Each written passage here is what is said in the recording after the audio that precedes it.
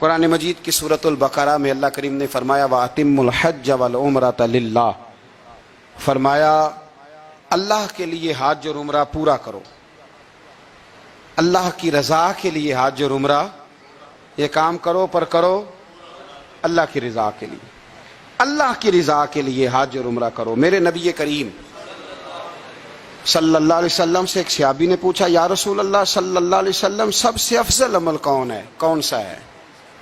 اعمال تو ڈھیر سارے ہیں نا، گلی سے کنکر آپ نے اٹھا دیا تو وہ بھی صدقہ ہے۔ یا رسول اللہ صلی اللہ تعالی علیہ وسلم افضل عمل کون سا ہے؟ نبی پاک نے فرمایا اللہ اور اس کے رسول پر ایمان لانا۔ عرض کی حضور اس کے بعد؟ فرمایا اللہ کی راہ میں جہاد کرنا۔ کہا یا رسول اللہ اگر میں تیسری بات پوچھوں کہ اس کے بعد؟ تو حضور نے فرمایا پھر بیت اللہ کا حج کرنا۔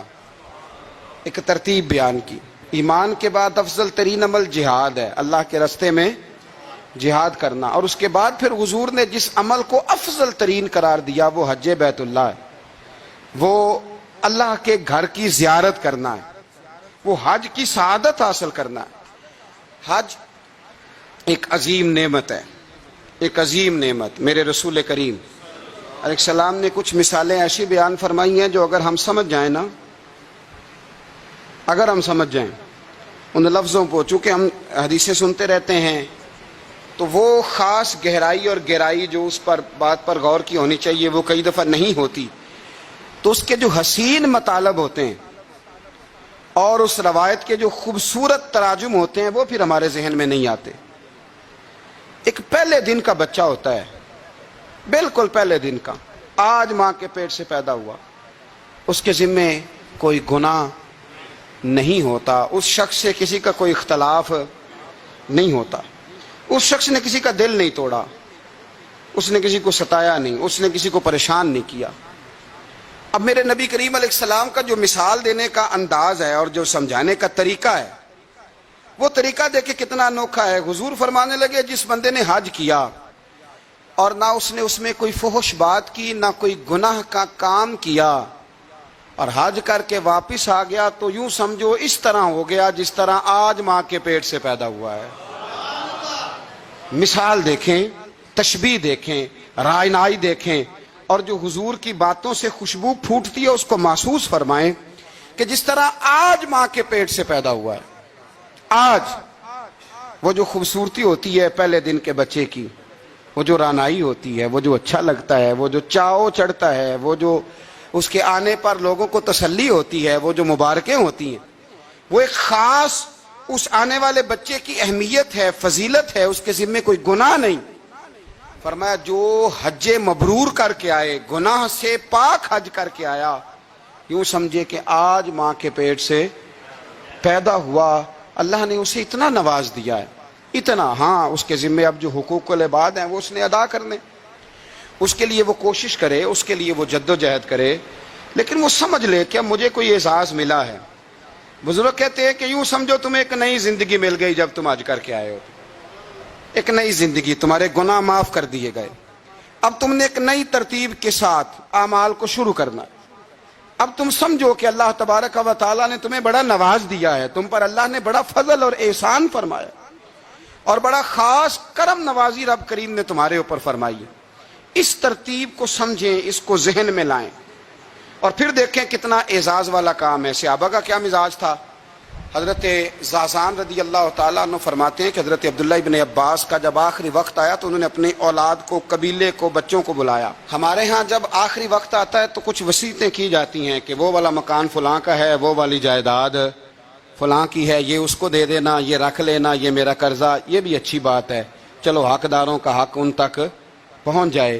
لیکن حضرت عبداللہ ابن عباس نے اپنے آخری وقت اپنے بچوں کو بلایا اور بلا کر کے فرمانے لگے بیٹا میرے پاس بیٹھو، میں تمہیں اپنے نبی کریم علیہ السلام کی ایک حدیث نہ سناؤں؟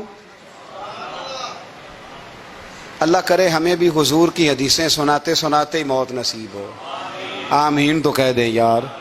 اللہ تعالیٰ اسی رستے میں نا موت عطا کرے۔ میں اپنی حیاتی تو قربان تھی وہاں محمد محمد پکیندے گزر گئی، محمد محمد پکیندے گزر گئی، احد نال احمد صدیندے گزر گئی۔